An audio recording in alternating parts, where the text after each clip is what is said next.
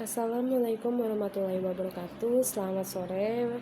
Izin perkenalkan, nama saya Veronica Septiana Sihombing, kelas 07 TPLP 027 dengan NIM 2210114100 Pada kesempatan kali ini saya akan membahas materi mengenai pengenalan arsitektur dan organisasi komputer.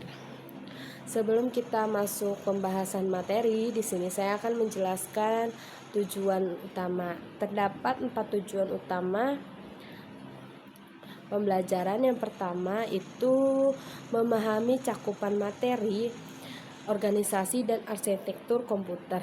Dan yang kedua menjelaskan struktur dan fungsi komputer.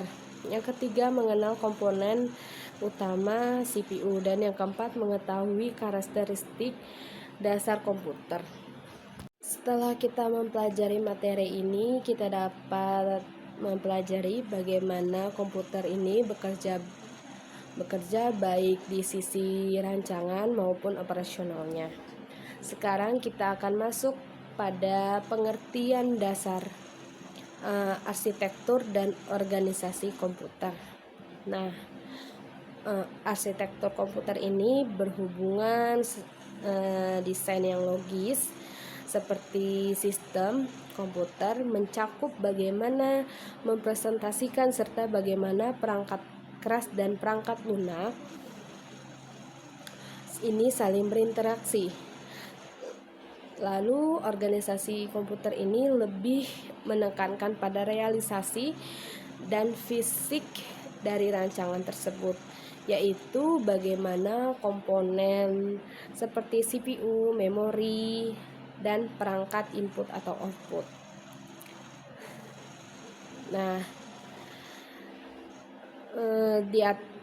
diatur serta dihubungkan agar sistem dapat berfungsi sesuai arsitekturnya. Jadi secara sederhana, arsitektur ini adalah konsep rancangan, sedangkan organisasi ini adalah implementasi nyata dari rancangan itu tersebut. Terdapat perbedaan utama di arsitektur dan organisasi. Nah, arsitektur komputer ini berfokus pada bagaimana sistem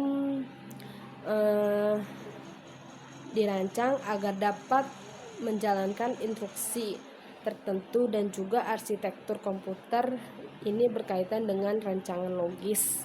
Sebuah sistem meliputi bagaimana instruksi didefinisikan, cara data direpresentasikan, serta bagaimana perangkat keras dan perangkat lunak berinteraksi dari sudut pandang pengguna maupun programmer. Lalu sedangkan organisasi komputer berfokus pada bagaimana komponen internal bekerja sama secara fisik untuk menjalankan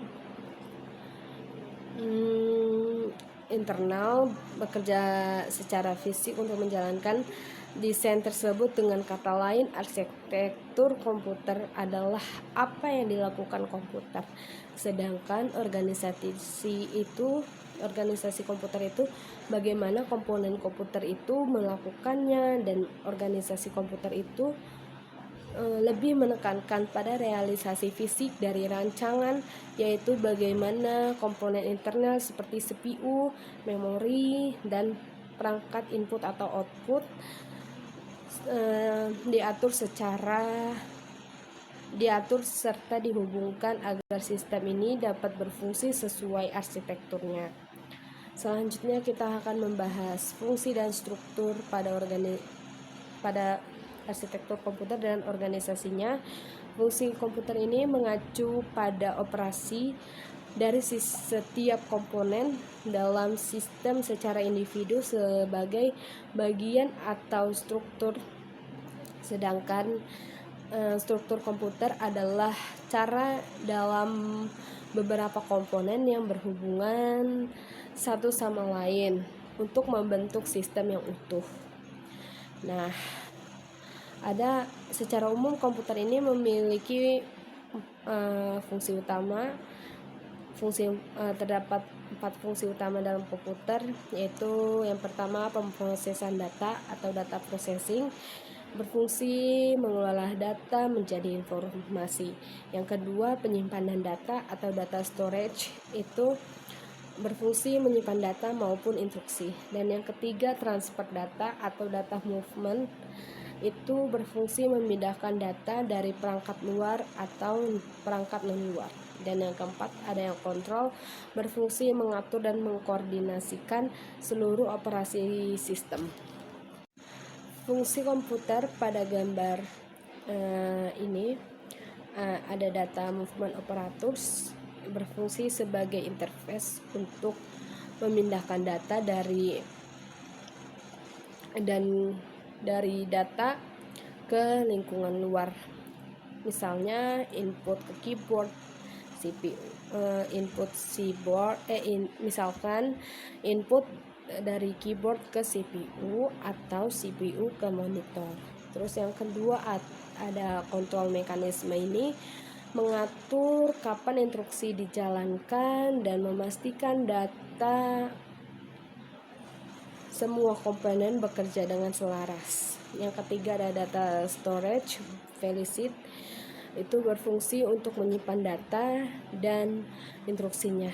Dan yang keempat, ada data processing atau Felicity, itu arithmetics, logic, unit atau ALU, yang memungkinkan operasi aritmatika dan logika pada data. Terus ada fungsi pengolahan data, terdapat 3 langkah. Yang pertama, data diambil ke storage oleh bagian kontrol. Yang kedua, ada kontrol menemukan data tersebut ke bagian processing untuk diolah. Yang ketiga, hasil olahannya ini disimpan kembali ke storage sebagai result atau output. Nah, fungsi komputer ini pada pemindahan data itu, data berasal dari data movement dipindahkan oleh control unit atau CU. Yang kedua kemudian dikirim kembali ke bagian movement yang lain, misalnya dari input ke output. Ini memungkinkan komputer berinteraksi dengan perangkat eksternal seperti printer, monitor, atau jaringan. Kita di sini akan membahas 4 struktur komputer internal, yaitu eksternal, itu yang pertama Central Processing Unit atau CPU, itu otak komputer yang mengatur dan mengolah data. Yang kedua, memori atau storage, tempat menyimpan data dan instruksi.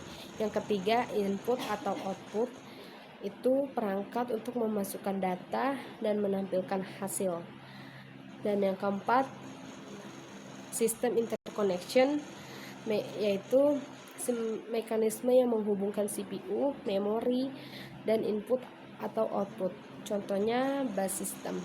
Nah, keempat struktur ini bekerja sama untuk membentuk sistem untuk berinteraksi. Nah, ada juga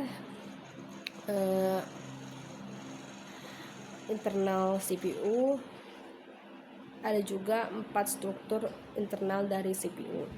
Yang pertama, control unit atau CU, itu mengatur operasi CPU dan mengkoordinasikan komputer. Terus yang kedua, arithmetic logic unit atau ALU, itu menjalankan operasi aritmatika dan logika.